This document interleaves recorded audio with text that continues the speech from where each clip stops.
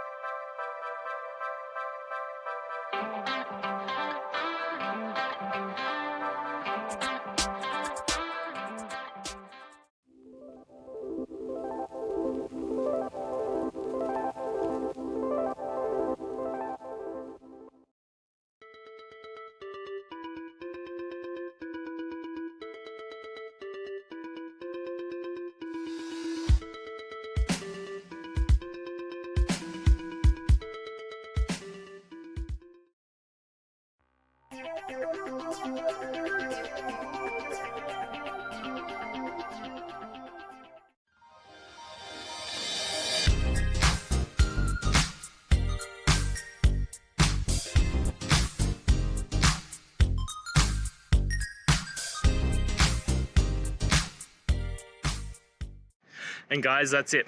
I hope this video has helped you and get you through to that resolution you needed. If it did, please, I'd appreciate it if you hit subscribe. Now, until the next time that you need technical help, I hope you have a good one. Cheers.